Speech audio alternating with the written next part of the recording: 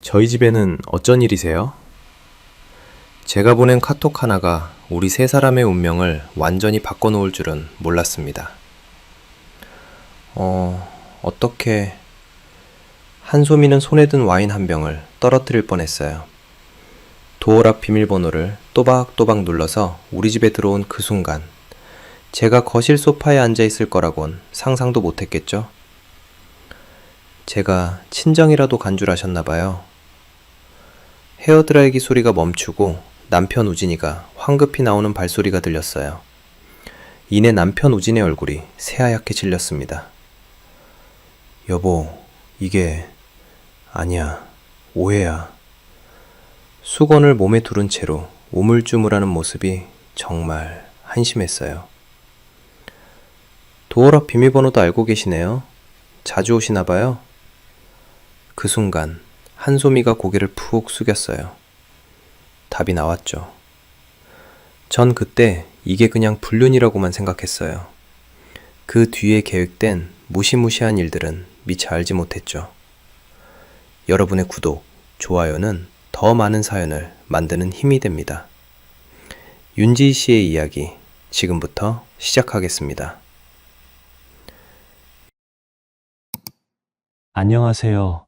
저는 윤지희라고 합니다. 남편 배우진과 결혼한 지 5년, 아무것도 모르고 살았던 시절이던 2024년 12월 어느 날 평범한 저녁이었습니다. 우진이가 병원에서 늦게 들어와서 오늘 하루 정말 힘들었다며 샤워하러 들어갔어요. 대학병원 흉부외과 과장이라는 게 얼마나 바쁜 자리인지 잘 알고 있었거든요. 저도 원래 간호사였으니까요. 거실에서 TV를 보고 있는데 소파 위에 우진이 핸드폰이 울렸습니다. 카카오톡 알림이었어요. 처음엔 그냥 무시하려고 했어요. 남의 핸드폰 보는 거 아니잖아요. 근데 메시지 미리 보기가 자꾸 떠오르더라고요. 오빠, 보고 싶어. 보낸 사람은 한소미였어요. 우진이가 가끔 언급하던 병원 후배였죠. 똑똑하고 열심히 한다고 앞으로 유망한 의사가 될 거라고 말하던 그 후배 말이에요. 가슴이 쿵 떨어졌습니다. 하지만 화를 내지 않았어요.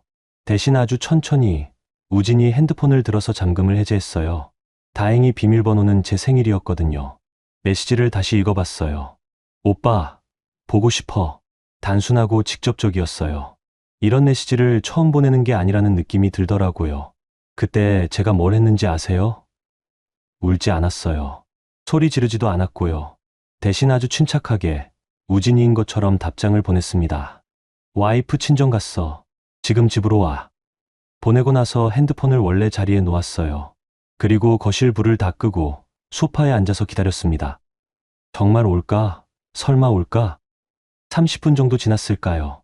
현관에서 삐삐삐 소리가 났어요. 도어락을 누르는 소리였습니다. 우리 집 비밀번호를 아는 사람은 저희 가족분인데 말이죠. 문이 열렸어요. 한소미가 들어오더라고요. 손에는 와인 한 병을 들고 있었어요. 예쁜 원피스를 입고 화장도 진하게 하고요. 데이트 준비를 단단히 해온 모습이었습니다. 불이 왜 꺼져 있지? 한소미가 현관불을 켜면서 중얼거렸어요. 그리고 거실로 들어서는 순간 저와 눈이 마주쳤습니다. 아니, 이게 뭐예요? 제가 먼저 말했어요. 목소리는 떨리지 않았습니다. 오히려 평상시보다 더 차분했어요. 지희 씨, 어떻게? 한소미는 완전히 당황한 표정이었어요. 손에 든 와인을 떨어뜨릴 뻔하더라고요. 보고 싶다고 문자 보내셨죠? 제가 친정 갔다고 생각하셨나 봐요. 그때 샤워실에서 물소리가 멈췄어요. 우진이가 뭔가 이상함을 느꼈나 봅니다. 발소리가 급하게 들렸어요. 여보, 누구 왔어? 목욕 가운을 대충 둘러입고 나온 우진이가 거실을 고자마자 얼굴이 하얗게 질렸습니다. 여보, 이게 아니야, 오해야. 오해요? 뭘 오해하라는 거죠? 제가 천천히 일어났어요. 한소미는 아직도 현관 쪽에 서서 어쩔 줄 몰라 하고 있었고 우진이는 입을 벌긋거리기만 했어요. 도어락 비밀번호는 누가 알려드렸어요? 우진 씨가요? 아니면 시어머니세요? 한소미가 고개를 푹 숙였어요. 그 반응이 모든 걸 말해주더라고요. 어머니까지 아시는군요. 그 순간 정말 모든 게 명확해졌습니다. 이건 순간적인 실수가 아니었어요. 계획적이고 조직적인 일이었던 거죠. 우진이가 다급하게 말했어요. 지희야, 일단 앉아서 얘기하자. 정말 오해야. 오해라고요? 그럼 한소미 씨한테 물어볼게요. 처음 오신 건가요? 아니면 자주 오셨나요? 한소미가 입술을 깨물더니 대답하지 않았어요. 자주 오셨나 봐요. 그래서 비밀번호도 외우고 계시고. 저는 침착했습니다. 놀랍도록 침착했어요. 5년간 간호사로 일하면서 응급 상황에 대처하는 법을 몸에 익혔거든요. 감정보다는 상황을 파악하고 다음 단계를 생각하는 거죠. 저는 화내지 않을 거예요. 대신 정확히 알고 싶어요. 언제부터였는지, 어떻게 된 건지. 우진이가 황급히 말했어요. 지희야, 정말 아무것도 아니야. 소미는 그냥 후배고, 그냥 후배가 도어락 비밀번호를 알고 있어요? 와인을 들고 남편 집에 찾아와요? 제 목소리가 점점 단단해졌어요. 울음이 나올 것 같았지만 참았습니다. 지금 우는 순간 저는 감정적인 아내가 되고 말 거거든요. 한소미가 조심스럽게 말했어요. 지희 선배님, 정말 죄송해요. 저도 모르게요? 도어락 비밀번호 누가 알려줬는지도 모르게 알게 된 거예요? 그때 한소미의 얼굴에서 뭔가 다른 표정이 스쳐갔어요. 미안함이 아니라 짜증, 아니면 귀찮음? 선배님이 너무 예민하게 받아들이시는 것 같은데요. 요즘 의료진끼리는 다들 이렇게 지내요. 그 말을 듣는 순간 제가 얼마나 순진했는지 깨달았습니다. 이 사람은 미안해하지 않고 있었어요. 오히려 제가 과민 반응한다고 생각하고 있었던 거죠. 그래요. 그럼 이제부터는 의료진답게 지내셔야죠. 제가 있는 집에는 함부로 들어오지 마세요. 한소미가 와인을 테이블에 놓고 나갔어요. 문을 닫을 때까지 사과하는 말은 없었습니다. 우진이와 저는 한동안 침묵했어요. 그리고 저는 그 침묵 속에서 결심했습니다. 이제부터는 감정으로 싸우지 않겠다고, 증거로, 사실로 정확하게 상대하겠다고요. 샤워물이 식어가는 소리가 들렸어요. 하지만 제 마음은 그보다 더 차갑게 식고 있었습니다. 그 다음 날부터 우진이는 완전히 다른 사람이 되었습니다. 아침에 일어나서 제게 말하더라고요. 어제 일은 정말 실수였어. 소미한테도 단단히 말해놨고, 앞으로는 그런 일 없을 거야. 마치 자기가 피해자인 것처럼 말이에요. 소미가 선배인 줄 모르고 너무 가깝게 대했나 봐. 앞으로 조심할게. 실수요? 도어락 비밀번호를 알려주는 게 실수인가요? 와인 들고 찾아오는 게 실수고요. 저는 아무 말 하지 않았어요. 대신 지켜보기로 했습니다. 얼마나 조심할지 정말 끝낼지 말이에요. 첫 번째 신호는 사흘 뒤에 왔어요. 시어머니 설아니 씨한테서 전화가 온 거죠. 지희야, 어머니가 들으니까 내가 요즘 우진이한테 신경질을 많이 낸다며? 남편이 힘들게 일하는데 집에서라도 편하게 해줘야지. 누가 말씀드렸는지 뻔히 보이죠. 우진이가 먼저 손을 쓴 거예요. 저를 예민하고 히스테리 부리는 아내로 만들어 놓은 거죠. 어머니, 저 신경질 낸 적 없는데요. 아이고, 내가 모르게 그럴 수도 있지. 여자들은 원래 감정적이잖아. 특히 일도 안 하고 집에만 있으면 더 예민해지고. 일도 안 한다는 말이 가슴에 박혔어요. 제가 5년 전에 간호사를 그만둔 건 우진이가 내 아내는 집에서 편하게 있으면 되라고 했기 때문이거든요. 그때는 사랑받는다고 생각했었는데 병원 사람들도 다 알게 됐나 봐. 우진이가 집에서 고생한다고. 그 말을 들으니까 무섭더라고요. 벌써 병원에까지 소문이 났다는 거잖아요. 제가 문제가 있는 사람이라고요. 며칠 뒤에는 더 직접적인 일이 일어났어요. 우진이 병원 앞에서 점심 먹고 나오는데 한소미가 다른 의료진들과 함께 있더라고요. 저를 보자마자 인사했어요. 어머, 지혜 선배님, 안녕하세요. 목소리가 너무 밝고 자연스러웠어요.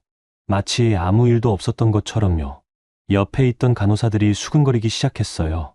소미야, 저분이 우진 과장님 부인이시구나. 아, 예. 간호사셨다가 결혼하신 후로는 부럽네. 나도 의사 남편 만나서 일 그만두고 싶어. 그때 한소미가 웃으면서 말했어요. 요즘 과장님이 집에서 스트레스를 많이 받으신다고 하시던데 선배님께서 좀 더 이해해 주시면 좋겠어요. 앞에서 대놓고 이런 말을 하다니요. 저는 잠깐 말문이 막혔어요. 무슨 스트레스요? 아, 그냥. 과장님이 워낙 완벽주의자시라서 집에서도 편하게 못 쉬신다고. 말끝을 흐리면서도 의미는 분명히 전달했어요. 제가 남편을 편하게 해주지 못한다는 거죠. 옆에 있던 간호사들이 고개를 끄덕이는 게 보였어요. 집에 돌아와서 우진이한테 물어봤어요. 병원에서 저 얘기하고 다녀요? 무슨 소리야? 그런 적 없는데. 한소미가 다른 사람들 앞에서 당신이 집에서 스트레스 받는다고 했어요. 우진이 표정이 살짝 굳었어요. 소미가 그런 말을 했다고? 설마 그럴 리가. 제가 거짓말하는 것 같아요? 아니야, 그게 아니라. 혹시 내가 잘못 들었을 수도 있지 않을까? 결국 제가 잘못 들었다는 거네요. 제가 예민해서 오해했다는 거고요. 그날 밤 우진이가 말했어요. 지희야, 요즘 내가 너무 날카로워진 것 같아. 혹시 스트레스라도 받고 있는 거야? 당연히 받죠. 남편이 다른 여자 집에 불러들이는데 스트레스 안 받을 사람이 어디 있어요? 야, 그거 정말 실수라고 했잖아. 언제까지 그걸 가지고. 실수면 다시 안 하겠죠. 근데 한소미는 여전히 병원에서 당신 얘기하고 다니던데요. 우진이가 한숨을 쉬었어요. 지희야, 이상해. 예전 내가 이런 사람 아니었는데. 혹시 정신과 상담이라도 받아봐야 하는 거 아니야? 정신과 상담이요? 남편이 불륜을 저지른 아내한테 정신과 상담을 받으라고 하다니요. 제가 이상한 게 아니라 상황이 이상한 거죠. 상황? 무슨 상황이야? 아무 일도 없었는데. 아무 일도 없었다는 거네요. 도어락 비밀번호 공유하고 와인 들고 집에 찾아온 일이 아무 일도 아니라는 거군요.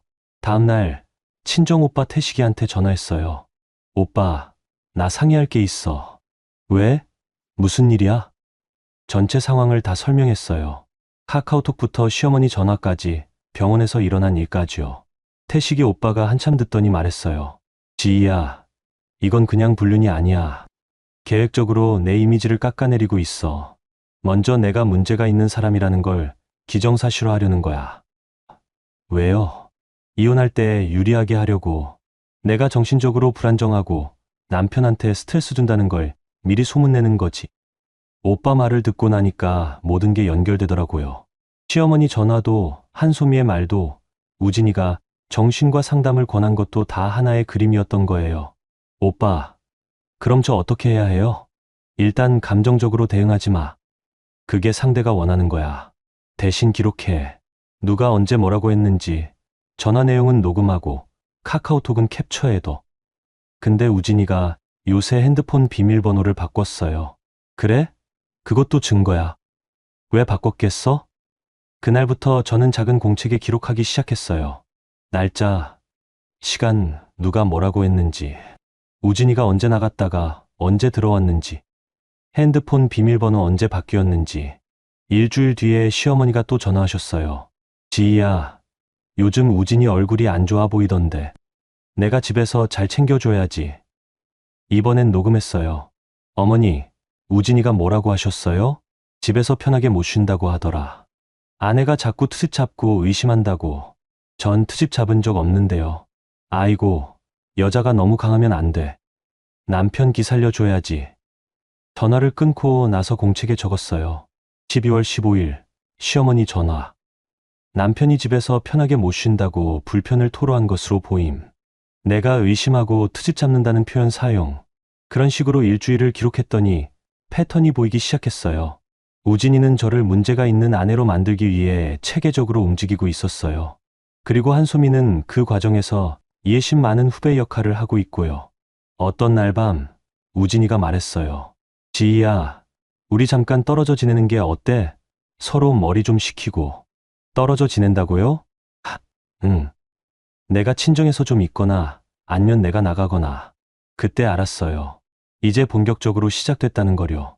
하지만 저는 감정적으로 반응하지 않았어요. 대신 태식이 오빠 말을 떠올렸죠. 증거로 말하라고 했던 말을요. 좋아요. 하지만 조건이 있어요. 조건. 모든 것을 서류로 정리해요. 재산 목록부터 시작해서. 우진이 얼굴이 굳었어요. 그게 또 다른 증거였습니다. 우진이가 잠깐 떨어져 지내자고 한 말은 거짓말이었어요. 잠깐이 아니라 아예 쫓아내려는 거였거든요. 이틀 뒤에 시어머니가 직접 우리 집에 오셨어요. 평소보다 일찍 오셔서 뭔가 단단히 준비해온 느낌이었어요. 지희야, 어머니가 생각해보니까 너희 둘이 좀 떨어져 있는 게 좋겠더라. 네, 우진이한테 들었어요. 그럼 내가 친정에서 한 달 정도 있다가. 어머니, 여기가 제 집이에요. 시어머니 표정이 확 굳었어요. 무슨 소리야? 이 집은 우진이 명의로 되어 있어. 그때부터 이상해지기 시작했어요. 시어머니가 진명의 얘기를 꺼내신 거죠. 평소에는 우리 집이라고 하시던 분이 갑자기 우진이 명예라고 하시다니요. 그래도 저희 신혼집인데 제가 왜 나가야 해요? 아이고, 신혼집이 뭐 중요해. 내가 벌어다 준 게 있어. 우진이가 다 벌어서 산 집인데. 그 말을 들으니까 기분이 정말 나빴어요. 5년 전에 제가 간호사 그만둘 때 내 아내는 일할 필요 없어라고 했던 사람이 우진이었는데 이제 와서 내가 번 게 뭐가 있냐고 하다니요. 어머니, 그럼 제가 여기서 5년간 살면서 한 일은 뭐가 돼요? 그야. 집안일이지. 그것도 도우미 시켜서 거의 안 했잖아. 도우미요? 도우미는 일주일에 2번만 오는데 평소 살림은 다 제가 했어요. 우진이 식사 준비하고 빨래하고 집안 정리하는 일 말이에요. 어머니, 전 나가지 않을 거예요. 뭐? 지금 어머니한테 대드는 거야? 대드는 게 아니라 제 권리를 주장하는 거예요. 그날 시어머니가 돌아가신 후에 이상한 일들이 계속 일어나기 시작했어요. 먼저 우진이가 집에 있는 컴퓨터 비밀번호를 바꿨어요. 예전에는 공용으로 쓰던 컴퓨터였는데요. 왜 비밀번호 바꿨어요? 병원 자료들이 있어서 개인정보 보호 때문에 그럴듯한 이유였지만 뭔가 이상했어요. 5년간 한 번도 바꾸지 않던 걸 하필 지금 바꾸다니요. 다음 날에는 더 이상한 일이 일어났어요. 제가 은행에 갔는데 공동명의 통장에서 큰 돈이 빠져나간 거예요. 언제 이렇게 큰 돈이 나갔죠? 은행 직원이 컴퓨터를 확인하더니 말하더라고요. 2분 다 서명하신 거로 나와 있는데요. 어머님이 직접 오셔서 처리하셨어요. 어머님, 제가 언제 은행에 갔죠? 전 그런 적 없는데요. 집에 돌아와서 우진이한테 물어봤어요. 공동통장에서 1,500만 원이 나간 거 알고 있어요? 우진이가 별로 놀라지 않더라고요. 아, 그거? 어머니가 급한 일이 있으셔서. 제 동의 없이요? 어머니 일인데 동의가 무슨. 그리고 어차피 우리 돈 아니야? 우리 돈이라고 하면서 제 동의는 필요 없다는 거네요. 그리고 은행에서는 제가 직접 와서 서명했다고 하는데 전 간 적이 없어요. 태식이 오빠한테 전화해서 상황을 설명했어요. 오빠, 이거 뭔가 이상하지 않아? 제 서명이 어떻게 나올 수 있어요? 지희야, 혹시 내가 모르는 사이에 서명한 적 있을 수도 있어. 아니면 뭐요? 위조일 수도 있고. 위조요? 그런 일이 가능한가요? 일단 은행에 가서 서명 대조해봐. 그리고 집안의 중요한 서류들 다시 한번 확인해봐. 집에 돌아와서 서류를 찾아보니까 더 큰 문제가 발견됐어요. 집 등기부등본을 보는데 제가 모르는 근저당이 설정되어 있는 거예요. 우진이한테 물어봤어요. 집에 근저당 왜 잡혀 있어요? 아, 그거? 투자 때문에 잠깐. 투자요? 제가 동의한 적 없는데요. 내가 서명했잖아. 기억 안 나? 또 제가 서명했다는 거예요. 전 그런 적 없는데 말이에요. 그날 밤 우진이가 서재에서 뭔가를 정리하고 있더라고요. 서류들을 상자에 넣고 있었어요. 뭐 하세요? 정리 좀 하려고. 그 서류들 뭐예요? 병원 관련 서류들이야. 집에 두면 안 되는 것들이라서. 그 상자를 어디로 가져갔는지는 알 수 없었어요. 다음날 보니까 없어져 있더라고요. 태식이 오빠가 등기부등본을 보더니 심각한 표정을 지었어요. 지희야, 이거 큰일이야. 왜요? 이 근저당 설정한 날짜 봐. 그리고 여기 있는 증여 내역도 봐. 최근에 계속 재산이 이동하고 있어. 서류를 자세히 보니까 정말 그랬어요. 몇 달 전부터 계속 재산이 움직이고 있었어요. 제가 모르는 사이예요. 이건 이혼 준비야. 재산을 빼돌리고 있는 거지. 그럼 저는 어떻게 돼요? 지금 상태로 이혼하면 넌 거의 아무것도 못 받아. 집도 근저당 때문에 실질 가치가 없고 현금도 다 빠져나갔으니까. 그제서야 전체 그림이 보였어요. 단순히 불륜 상대를 들여놓은 게 아니라 처음부터 이혼을 염두에 두고 계획적으로 준비해온 거였어요. 오빠, 그럼 저 어떻게 해야 해요? 일단 서류부터 더 많이 확보해야 해. 그리고 은행 거래 내역, 부동산 이동 현황, 모든 걸 다 모아야 돼. 근데 우진이가 서류 다 가져갔어요. 그럼 은행에서 직접 떼와야지. 그리고 등기소에서도 모든 변동사항 다시 확인하고. 그날부터 저는 전쟁을 시작했어요. 감정 싸움이 아니라 서류 싸움을요. 은행마다 가서 거래 내역을 뽑고 등기소에 가서 모든 변동사항을 확인했어요. 그리고 놀라운 사실을 발견했어요.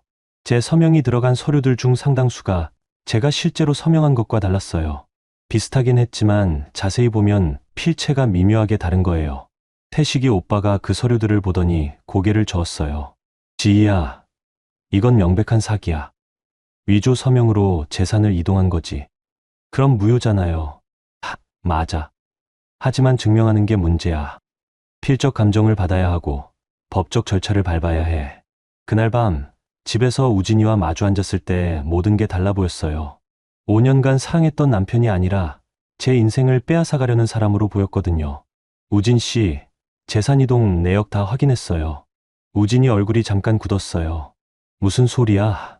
제 서명 위조한 것까지 전부 다요. 그때 우진이가 처음으로 당황한 표정을 보였어요. 하지만 금세 태연해지더라고요. 위조. 내가 뭘 안다고 그런 말을 해? 충분히 알아요. 앞으로는 서류로만 얘기해요. 그날부터 집안 공기가 완전히 바뀌었어요. 이제 서로 적이라는 걸 모두 알고 있었거든요. 며칠 후에 우진이가 폭탄을 터뜨렸어요. 지희야, 이제 정말 헤어지자. 갑자기 왜요? 갑자기가 아니야. 너도 느꼈잖아. 우리 더 이상 안 돼. 거실에서 마주 앉아 있는데 우진이 표정이 차가웠어요. 5년 전 프로포즈 할 때의 그 따뜻한 사람은 어디 갔는지 모르겠더라고요. 그럼 재산 분할은 어떻게 할 거예요? 재산 분할. 무슨 재산 분할을 해? 내가 번 게 뭐가 있어? 이제 대놓고 말하기 시작했어요. 예전에는 내 아내는 일할 필요 없어라고 했으면서 이제는 내가 번 게 뭐냐고 하다니요. 전 5년간 이 집에서 살면서 집세라도 냈어? 생활비라도 벌었어? 우진이 목소리가 점점 높아졌어요. 그럼 전 5년이 뭐가 돼요? 그냥 내가 편하게 산 거지. 편하게 살았다는 거네요. 매일 아침 6시에 일어나서 아침 준비하고 병원 회식이 있으면 새벽까지 기다리고 시어머니 요구사항 다 들어주고 우진이 친구들 와도 집 정리해서 대접하는 게 편하게 산 거라는 거군요. 그럼 위자료는요? 위자료? 무슨 위자료? 내가 뭘 잘못했다고? 그때 정말 어이가 없었어요. 다른 여자 집에 불러들인 게 잘못이 아니에요? 그거 실수라고 했잖아. 그리고 아무것도 안 했어. 아무것도 안 했다는 거네요. 도어락 비밀번호 공유하고 와인 들고 와서 데이트하려던 게 아무것도 아니라는 거군요. 그때 시어머니가 들어오셨어요. 마치 타이밍을 맞춘 것처럼요. 얘들아, 얘기 다 됐지? 지희야, 어머니가 봐서 미안하지만 이번 일은 내가 너무 크게 만들었어. 어머니, 전 뭘 크게 만들었어요? 우진이가 회사 후배랑 조금 친하게 지냈다고 이렇게까지 할 일이야? 요즘 젊은 사람들은 다 그렇게 지내는데 다 그렇게 지낸다는 거네요. 남의 집 도어락 비밀번호 알고 와인 들고 찾아가는 게 요즘 젊은 사람들의 일반적인 규제라는 거군요. 어머니, 그럼 시아버지가 살아계실 때 어머니도 그렇게 하셨어요? 시어머니 얼굴이 확 굳었어요. 지금 뭐라고 했어? 다 그렇게 지낸다고 하시니까 어머니도 그렇게 사셨나 해서요. 이 애가 지금 우진아, 내 아내 교육 똑바로 시켜. 그때 우진이가 제게 소리 질렀어요. 야, 어머니한테 왜 그런 식으로 말해? 전 잘못 말한 게 없는데요. 어머니가 다 그렇게 지낸다고 하셔서. 아니야, 내 말투가 문제야. 요즘 너 정말 이상해. 또 제가 이상하다는 거예요. 불륜당한 아내가 화내는 게 이상하다는 거군요. 시어머니가 말씀하셨어요. 지희야, 어머니 솔직히 말할게. 내가 우진이한테 너무 집착하는 것 같아. 남자는 조금 여유 있게 관리해야 하는 건데. 집착이요? 남편이 다른 여자 집에 불러들이는 걸 문제 삼는 게 집착인가요? 그리고 내가 요즘 너무 예민하고 히스테리 부려. 병원 사람들한테까지 소문났어. 소문이요? 누가 소문을 냈는지는 뻔하죠. 지희야, 정신과 상담 한번 받아봐. 요즘 우울증 같은 거 많이 생긴다고 하더라. 우진이가 거들었어요. 맞아. 내가 요즘 정말 예전 같지 않아. 둘이서 저를 정신병자로 만들려고 하는 거였어요. 불륜당한 아내가 화내는 걸 정신적 문제로 몰아가려는 거죠. 전 정신과 상담받지 않을 거예요. 왜? 뭐가 그렇게 무서워? 요즘은 가벼운 마음으로 다들 받아. 그때 깨달았어요. 이 사람들이 원하는 건 제가 정신적으로 문제가 있는 사람이 되는 거라는 거요.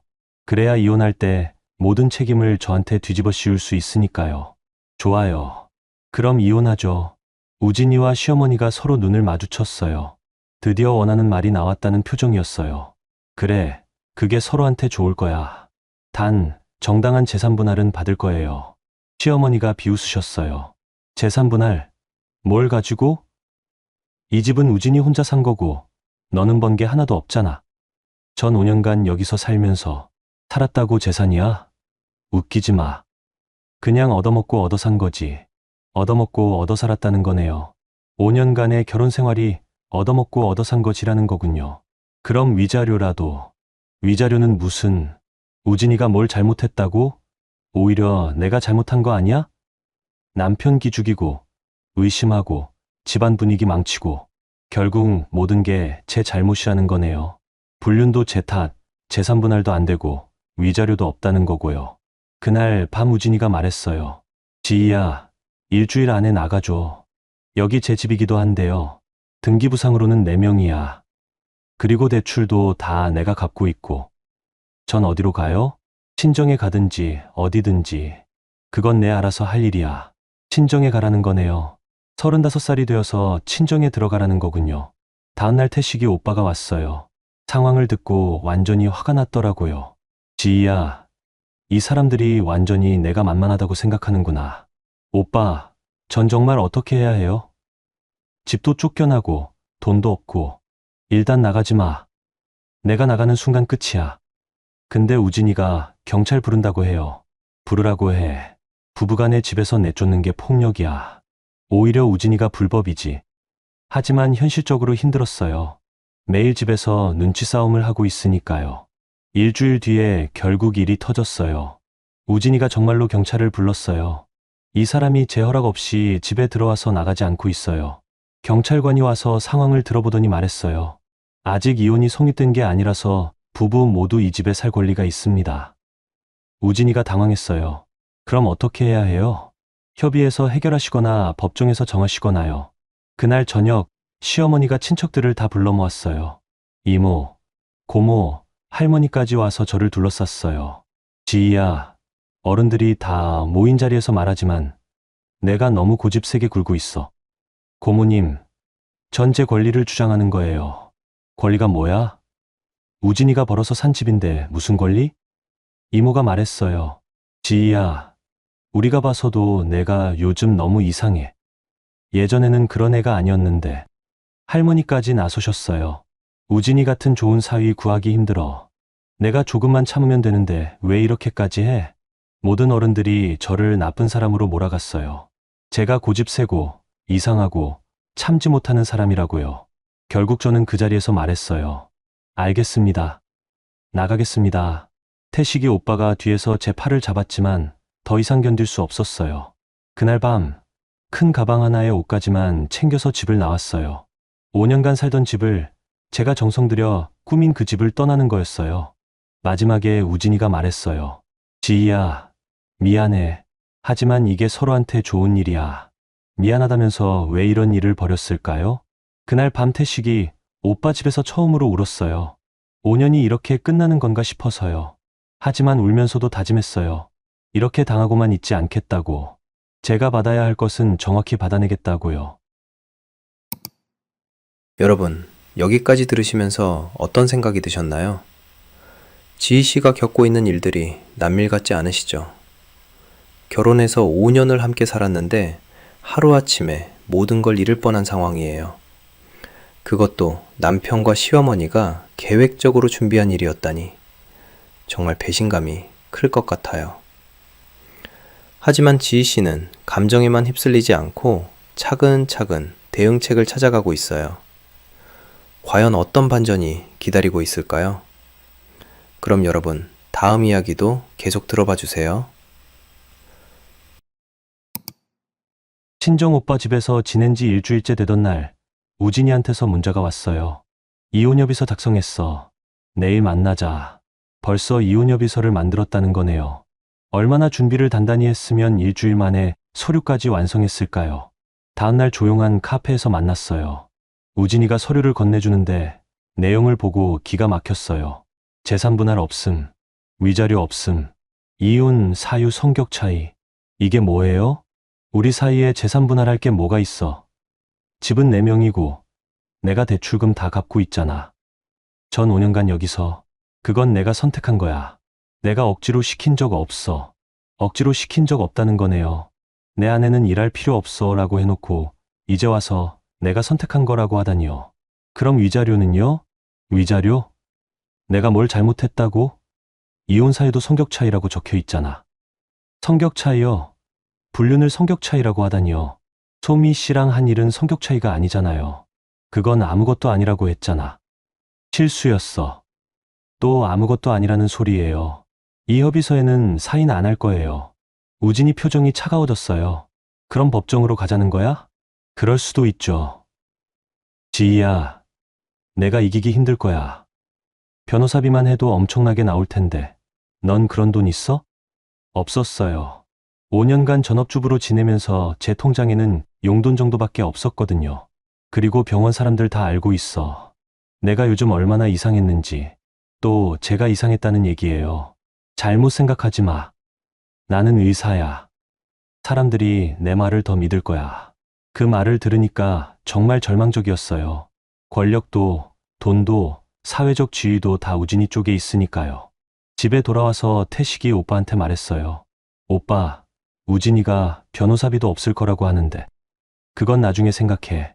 일단 혹시 우진이가 과거에 언급한 사람 중에 도움받을 만한 사람 없어?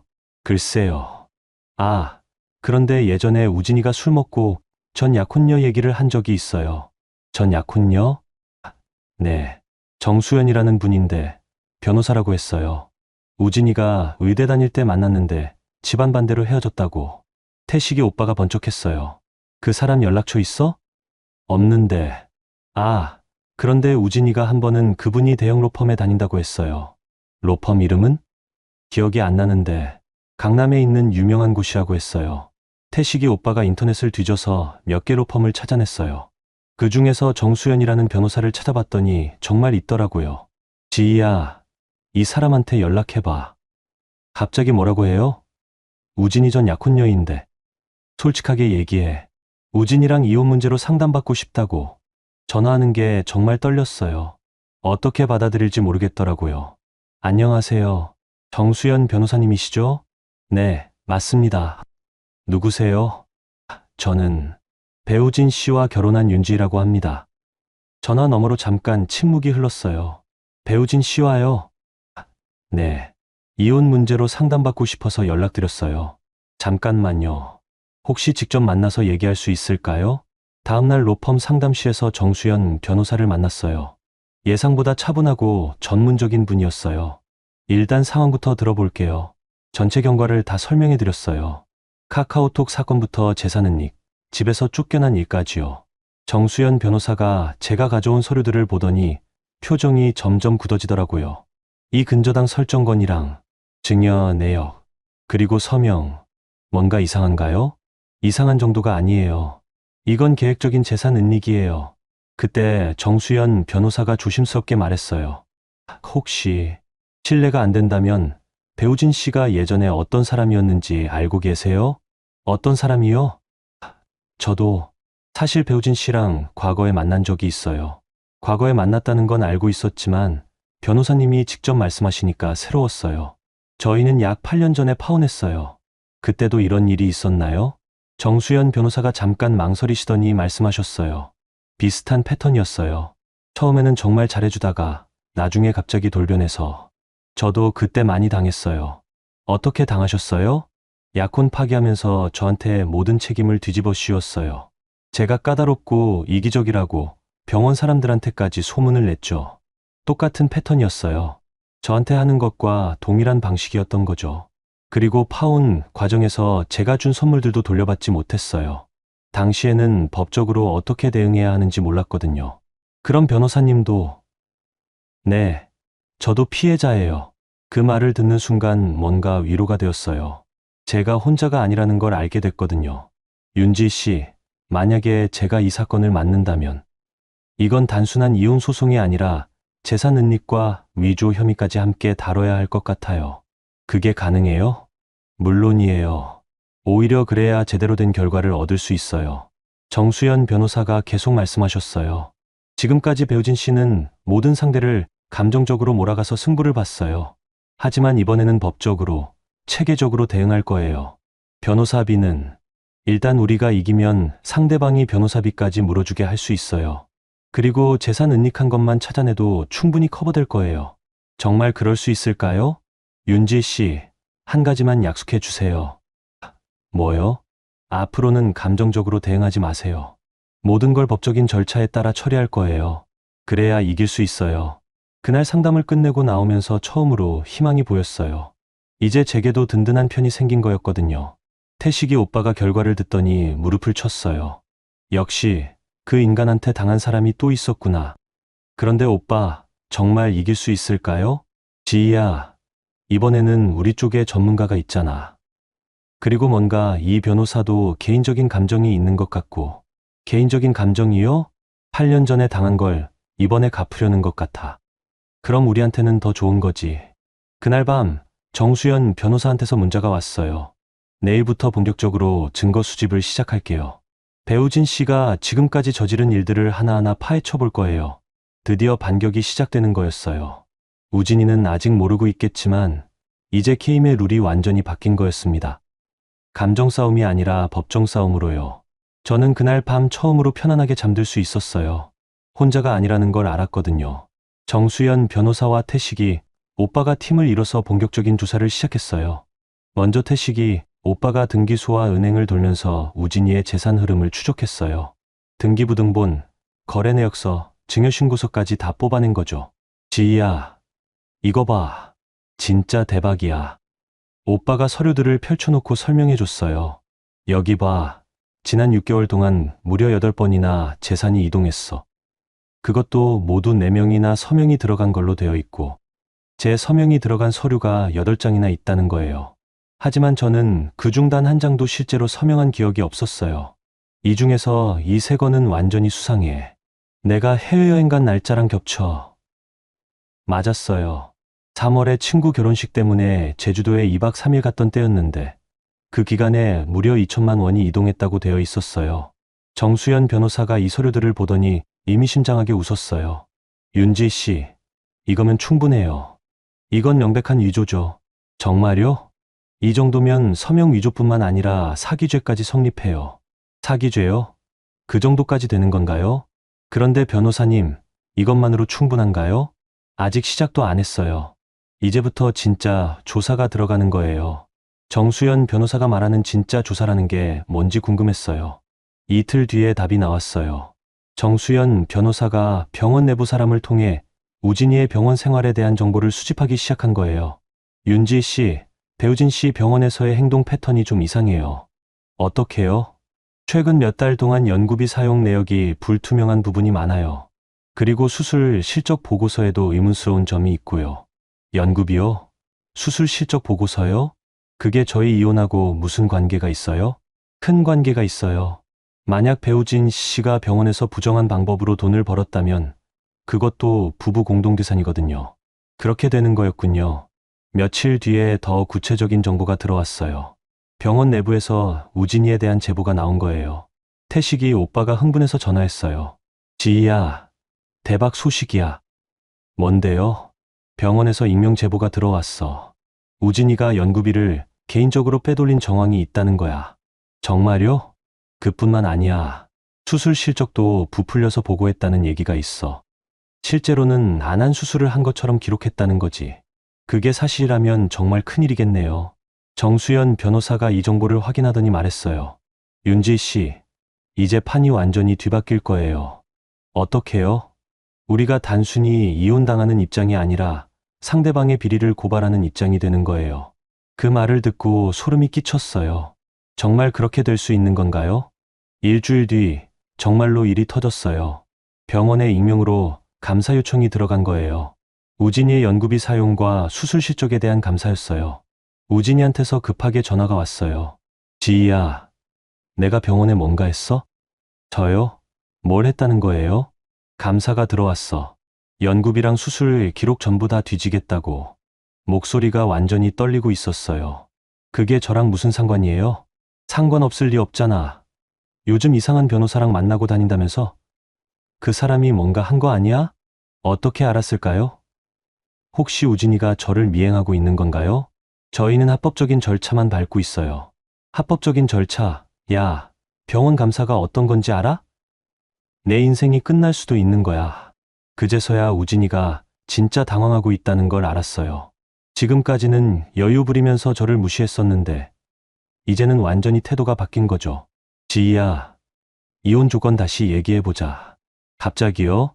재산 분할도 어느 정도 해주고, 위자료도 줄 수 있어. 갑자기 재산 분할과 위자료를 준다는 거네요. 일주일 전까지만 해도 내가 번 게 뭐냐고 했었는데 말이에요. 얼마나요? 집값이 한 30% 정도? 30%요? 5년간의 결혼 생활이 30%라는 거네요. 그리고 위자료로 1천만 원. 1천만 원이요? 불륜에 대한 위자료가 1천만 원이라고요? 생각해 보겠어요. 정수연 변호사한테 이 상황을 말씀드렸더니 웃으시더라고요. 벌써 흔들리기 시작했네요. 좋은 신호예요. 그럼 협상을 받아들일까요? 아직 아니에요. 더 기다려야 해요. 감사 결과가 나오면 입장이 완전히 뒤바뀔 거예요. 정말 그럴까요? 윤지 씨, 지금까지 배우진 씨는 우리를 무시했어요. 하지만 이제는 우리가 주도권을 갖게 될 거예요. 며칠 뒤에 더 재미있는 일이 일어났어요. 한소미한테서 연락이 온 거예요. 선배님, 안녕하세요. 혹시 시간 되시면 한번 만나뵐 수 있을까요? 왜 갑자기 만나자고 하는 걸까요? 카페에서 만난 한소미는 완전히 다른 사람 같았어요. 예전에 제게 건방지게 대하던 모습은 온데간데 없고 완전히 위축되어 있더라고요. 선배님, 제가 사과드리려고 해서. 갑자기요? 병원 분위기가 이상해져서요. 과장님 감사 때문에 다들 조심스러워하고 감사 때문에 분위기가 이상해졌다는 거네요. 그리고 혹시 선배님이 변호사랑 만나고 계시다고 들었는데 이것도 어떻게 알았을까요? 저도 혹시 몰라서 변호사 상담을 받고 싶은데 추천해 주실 수 있나요? 한소미도 변호사 상담을 받고 싶다는 거예요. 왜일까요? 무슨 일로요? 저도 혹시 모르니까요. 과장님 일에 저까지 연루될 수도 있고. 아, 이제 알겠어요. 한소미가 무서워하고 있는 거예요. 우진이의 비리에 자기도 연루될까 봐서요. 소미 씨, 혹시 과장님이 뭔가 부탁한 적 있어요? 서류 관련해서? 한소미가 당황하는 표정을 보였어요. 어떻게 아셨어요? 역시 뭔가 있었나 보네요. 무슨 서류요? 수술 기록이랑 연구비 정산 서류 좀 정리해 달라고. 바로 그거였어요. 한소미도 우진이의 비리에 관련되어 있었던 거예요. 정수연 변호사한테 이 얘기를 하니까 아주 좋아하시더라고요. 완벽해요. 이제 내부 증언까지 확보한 셈이네요. 한소미가 증언할까요? 지금 무서워서 어쩔 줄 모르는 상태잖아요. 우리가 잘 유도하면 충분히 가능해요. 정말로 판세가 완전히 뒤바뀌고 있었어요. 일주일 전까지만 해도 제가 궁지에 몰려 있었는데 이제는 우진이 쪽이 더 다급한 상황이 된 거죠. 태식이 오빠가 말했어요. 지희야, 이제부터는 우리가 공격하는 거야. 정말 그랬어요. 이제부터는 제가 주도권을 잡는 거였어요. 병원 감사가 본격적으로 시작되자 생각보다 훨씬 많은 문제들이 터져 나왔어요. 정수연 변호사가 흥미진진한 표정으로 보고했어요. 윤지 씨, 대박 소식이에요. 뭔가요? 감사 과정에서 배우진 씨만의 문제가 아니라는 게 밝혀졌어요. 어떻게요? 시어머니인 서한이 씨도 관련되어 있어요. 시어머니요? 시어머니가 뭘 어떻게 관련되어 있다는 거죠? 설한이 씨 명의로 된 계좌에 병원 관련 돈이 들어간 기록이 있어요. 그것도 한두 번이 아니라 정기적으로요. 그게 무슨 뜻이에요? 배우진 씨가 연구비나 수술비를 빼돌릴 때 자기 명의가 아니라 어머니 명의로 빼돌린 거예요. 그래야 추적하기 어려우니까요. 시어머니가 단순히 아들을 감싸는 것이 아니라 직접 공모했다는 얘기네요. 증거가 확실해요? 네. 은행 거래 내역과 송금 기록이 다 있어요. 그리고 더 재미있는 건 정수연 변호사가 다른 서류를 꺼내셨어요. 설한희 씨가 병원 관계자와 주고받은 통화 기록도 있어요. 통화 기록이요? 네. 병원 내부 전화 시스템에서 뽑은 건데 감사 일주일 전부터 서한희 씨가 병원 행정팀이랑 여러 번 통화했어요. 그게 뭘 의미하는 건가요? 감사 진행 상황을 미리 알아보려고 한 거예요. 그리고 증거 인멸을 지시한 정황도 있고요. 증거 인멸까지요? 이제 정말 심각해지는군요. 태식이 오빠가 더 자세한 내용을 파악해왔어요. 지희야, 진짜 심각해. 시어머니가 단순히 돈 받기만 한 게 아니야. 또 뭐가 있어요? 부동산 거래도 시어머니를 통해서 한 게 여러 건 있어. 명의신탁 형태로 집도 2채나 더 샀고, 집이 2채나 더 있다는 거예요? 어디예요? 강남이랑 분당에. 모두 시어머니 명의로 되어 있는데, 실제로는 우진이가 산 거지. 그럼 우진이의 실제 재산이 저희가 알고 있던 것보다 훨씬 많다는 얘기네요. 며칠 뒤에 더 충격적인 일이 일어났어요. 한소미가 정수연 변호사 사무실로 찾아온 거예요. 변호사님, 저 말씀드릴 게 있어서 왔어요. 한소미가 완전히 겁에 질린 모습이었어요. 과장님이 저한테 거짓 증언하라고 했어요. 어떤 거짓 증언요? 지희 선배가 정신적으로 불안정했다고, 병원에 와서 소란 피운 적이 있다고 그렇게 말하라고 했어요. 그런 일은 없었어요. 제가 언제 병원에 가서 소란을 피웠나요? 그런데 왜 안 하셨어요? 감사관들이 CCTV까지 다 확인한다고 해서요. 거짓말하면 저까지 문제되잖아요. 한소미가 자기 살기 위해서 진실을 말하기 시작한 거예요. 그리고 과장님이 도어락 비밀번호도 어머님한테서 받아서 저한테 준 거예요. 직접 어머님이 알려주셨어요? 네. 어머님이 직접 전화해서 우진이를 도와줘야 한다고 하시면서 비밀번호 알려주셨어요. 시어머니가 직접 불륜을 도왔다는 얘기네요. 그리고 과장님이 지혜 선배 흉을 볼 때도 어머님이 같이 계획 세우신 것 같았어요. 어떤 계획이요? 선배가 정신적으로 문제가 있는 사람인 것처럼 만들어서 이혼할 때 유리하게 하려는 계획이요. 모든 게 시어머니와 함께 계획된 일이었다는 거네요. 정수연 변호사가 한소미의 증언을 녹음하고 나서 말했어요. 이제 게임 끝이에요. 정말요? 시어머니까지 공모했다는 증거가 확실해졌어요. 이제는 단순한 이혼이 아니라 조직적인 사기 사건이에요. 그날 밤 우진이한테서 다급한 전화가 왔어요. 지희야, 만나자. 지금 당장. 왜요? 협상하자. 내가 원하는 대로 다 해줄게.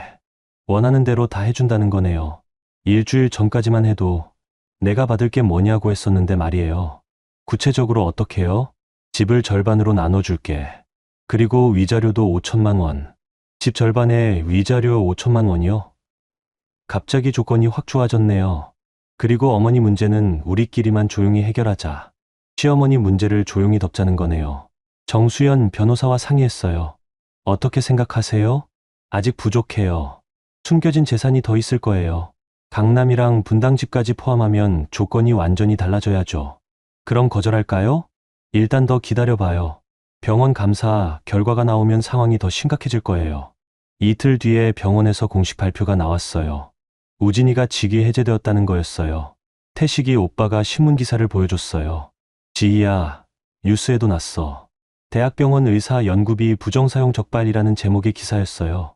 비록 실명은 나오지 않았지만 우진이 얘기인 게 분명했어요. 그리고 기사 마지막 부분에 이런 문장이 있었어요. 해당 의사가 가족 명의를 이용해 재산을 은닉한 정황도 발견되어 추가 조사가 진행될 예정이다. 가족 명의라는 건 시어머니 얘기겠죠. 그날 오후 시어머니한테서 직접 전화가 왔어요. 지희야, 우리 만나서 얘기 좀 하자. 네, 어머니. 이 모든 게 다 오해야. 어머니가 설명해 줄게. 오해라는 거네요. 은행 거래 내역이랑 통화 기록이 모두 오해라는 거군요. 카페에서 만난 시어머니는 완전히 다른 사람 같았어요. 평소에 당당한 모습은 온데간데 없고 완전히 위축되어 있더라고요. 지희야, 어머니가 잘못했어. 우진이한테 너무 편들어줬나 봐. 어머니, 은행 거래는 어떻게 설명하실 거예요? 그건 그냥 우진이가 세금 문제 때문에 잠깐 맡아달라고 해서 세금 문제라는 거네요. 그리고 도어락 비밀번호도 어머니가 알려줬다면서요? 시어머니 얼굴이 하얗게 질렸어요. 그건 어머니도 몰랐어. 그 애가 우진이랑 그런 사이인 줄 몰랐다는 거네요. 하지만 한소미의 증언에 따르면 시어머니가 직접 우진이를 도와야 한다고 했다고 하는데요. 지희야, 제발 어머니 살려줘. 어머니가 감옥 가면 어떡해? 감옥까지 갈 수도 있다는 걸 알고 계시는군요. 어머니, 지금까지 저한테 어떻게 하셨는지 기억하세요? 어머니가 정말 잘못했어. 이제부터는 지희가 우리 큰며느리로 모실게. 큰며느리라는 거네요. 일주일 전까지만 해도 얻어먹고 얻어살았다고 하시던 분이요. 그날 집에 돌아와서 정수연 변호사한테 보고했어요. 완전히 항복 모드네요. 그럼 이제 어떻게 해요? 마지막 협상을 해봐야죠. 이번엔 우리 조건으로요. 드디어 주도권이 완전히 넘어왔어요. 이제 제가 조건을 제시하는 입장이 된 거죠. 정수연 변호사가 웃으면서 말했어요. 윤지 씨, 이제부터는 정말 다른 게임이에요. 마지막 협상은 법정에서 이뤄졌어요. 공식적인 조정 절차였죠. 우진이와 시어머니, 그리고 그들의 변호사가 한쪽에 앉아 있고, 저와 정수연 변호사, 태식의 오빠가 다른 쪽에 앉아 있었어요. 우진이의 얼굴은 완전히 새하얗게 질려 있었어요. 한 달 전에 저를 무시하며 내가 받을 게 뭐냐고 하던 그 당당한 모습은 온데간데 없었어요. 조정위원이 사건 개요를 읽어주기 시작했어요. 피신청인 배우진 씨의 불륜, 재산 은닉, 서명 위조, 그리고 공모자인 설한희 씨의 연구비 부정 수수 등 하나하나 읽힐 때마다 우진이와 시어머니의 얼굴이 더 굳어졌어요. 정수연 변호사가 차근차근 증거를 제시하기 시작했어요. 첫 번째, 불륜의 증거입니다. 카카오톡 캡처, 도어락 출입 기록, 한소미의 증언서가 차례로 제시됐어요. 두 번째, 재산 은닉의 증거입니다. 위조된 서명, 명의신탁 계약서, 은행 거래 내역이 나왔어요. 시어머니 명의로 된 강남과 분당 부동산까지 모두 드러났어요. 세 번째, 병원 내 부정행위 증거입니다. 연구비 부정 사용, 수술 실적 조작, 그리고 시어머니와의 공모 정황까지 모든 게 공개됐어요. 우진이의 변호사가 반박하려고 했지만 너무 확실한 증거들 앞에서는 할 말이 없었어요. 조정위원이 물어봤어요. 피신청인 측에서 제시할 반박 증거나 주장이 있습니까? 우진이의 변호사가 잠깐 망설이더니 말했어요. 합의를 원합니다. 드디어 항복 선언이었어요. 정수연 변호사가 우리 조건을 제시했어요. 첫째, 혼인 기간 중 형성된 모든 재산의 60%를 신청인에게 지급하라. 여기에는 은닉재산인 강남과 분당 부동산의 실거래가도 포함한다. 60%요? 원래 법정 기준은 50%인데 상대방의 잘못이 크니까 더 많이 받는 거예요. 둘째, 위자료 1억 원을 지급하라. 1억 원이요? 우진이가 처음에 제시했던 1천만 원의 10배예요. 셋째, 배우진과 설한이의 부정행위에 대해서는 별도의 형사고발을 보류하되 합의 조건을 위반할 경우 즉시 고발한다. 형사고발 보류라는 건 감옥에 가지 않게 해준다는 얘기예요. 대신 약속을 어기면 바로 고발한다는 거죠. 우진이가 변호사와 한참 속삭이더니 말했어요. 조건이 너무 과한 것 같습니다. 과하다는 거네요. 그럼 형사고발로 가자는 얘기인가요? 정수연 변호사가 차갑게 대답했어요. 그럼 형사재판으로 가시죠. 연구비 부정, 서명위조, 사기죄로 기소되면 최소 3년은 실형이에요. 실형 3년이라는 말에 우진이 얼굴이 더 하얗게 질렸어요. 시어머니가 급하게 말했어요. 아니야, 우진아. 그냥 합의하자. 어머니, 하지만 어머니도 감옥 갈 수도 있다고 했잖아. 돈으로 해결할 수 있으면 그게 낫지. 결국 우진이가 고개를 끄덕였어요. 합의하겠습니다. 조정이 성립되는 순간이었어요. 조정조서에 서명할 때 우진이가 마지막으로 말했어요. 지희야, 미안해. 미안하다는 거네요. 이제 와서요. 진짜 사랑했었는데 어떻게 이렇게 됐는지. 사랑했다는 거요? 사랑하는 사람한테 이런 일을 할 수 있나요? 저는 아무 대답하지 않았어요. 할 말도 없었고 할 필요도 없었거든요. 법원을 나서면서 태식이 오빠가 말했어요. 지희야, 끝났다. 정말 끝났어요. 6개월간의 긴 싸움이 드디어 끝난 거였어요. 정수연 변호사가 웃으며 말했어요. 윤지 씨, 수고하셨어요. 정말 잘 싸우셨어요. 변호사님 덕분이에요. 아니에요. 윤지 씨가 감정에 휘둘리지 않고 끝까지 버텨줘서 가능한 일이었어요. 그날 오후 은행에서 첫 번째 송금이 들어왔어요. 재산분할금 일부였어요. 5년 만에 다시 제 통장에 큰돈이 들어온 거였어요. 며칠 뒤에는 더 반가운 소식이 있었어요. 예전 병원에서 연락이 온 거예요. 지혜 선생님, 혹시 복직 의향이 있으시나요? 복직이요? 요즘 간호사 구하기가 어려워서요. 그리고 선생님 경력이면 바로 수간호사로 가능합니다. 수간호사요? 5년 전에 그만둘 때는 일반 간호사였는데 이제는 수간호사로 복직할 수 있다는 거네요. 급여 조건도 예전보다 훨씬 좋아졌어요. 정말 모든 게 새로워지는 느낌이었어요. 복직 첫날 새 유니폼을 입고 병원에 갔어요. 5년 만에 다시 입어보는 간호사복이 새삼스러웠어요. 동료들이 반겨줬어요. 지희야, 정말 오랜만이다. 어떻게 지냈어? 그냥 잘 지냈어요. 자세한 얘기는 하지 않았어요. 모든 게 정리됐으니까 굳이 과거 얘기를 꺼낼 필요는 없었거든요. 점심시간에 태식이 오빠한테서 문자가 왔어요. 지희야, 신문 봤어. 우진이 병원에서 완전히 퇴출됐다더라. 정말요? 복직도 못하게 된 건가요? 그리고 한소미도 계약 해지됐어. 완전히 망한 거지. 한소미까지요? 결국 우진이 편을 들었다가 다 같이 망한 거네요. 저녁에 집에 돌아가면서 예전 우리 아파트 앞을 지나쳐 갔어요. 5년간 살던 그 집을요. 지금은 태식이 오빠가 알아봐준 새 아파트에서 혼자 살고 있어요. 작지만 깨끗하고 무엇보다 제 이름으로 된 집이에요. 창밖을 보면서 생각했어요. 6개월 전만 해도 절망적이었던 상황이 이렇게 완전히 달라질 줄 몰랐어요. 그때는 모든 걸 잃은 것 같았는데 지금 돌이켜보니 진짜로 중요한 건 잃지 않았더라고요. 제 자존심이랑 제 능력을요. 핸드폰을 보니까 정수연 변호사한테서 문자가 와 있었어요. 지희 씨, 새로운 시작 응원해요. 혹시 또 도움 필요하면 언제든 연락하세요. 고마운 분이에요. 정수연 변호사가 아니었다면 저는 아마 모든 걸 빼앗기고 끝났을 거예요. 그날 밤 간호사복을 정리하면서 거울을 봤어요. 5년 전보다 더 단단해진 제 모습이 보였어요. 우진이가 저를 무너뜨리려고 했지만 결국 더 강하게 만들어준 셈이에요. 내일 아침에도 일찍 일어나서 병원에 가야 해요. 환자들을 돌보고 제 일을 하러요. 이제는 누구에게도 기대지 않고 제 힘으로 살아갈 거예요. 그게 진짜 자유라는 걸 깨달았거든요. 여러분, 오늘 이야기 어떠셨어요? 지희 씨가 겪었던 6개월을 다시 생각해보면 정말 파란만장했죠. 처음에는 그냥 남편의 바람기 정도로 생각했던 일이 이렇게 큰 사건으로 번질 줄 누가 알았겠어요?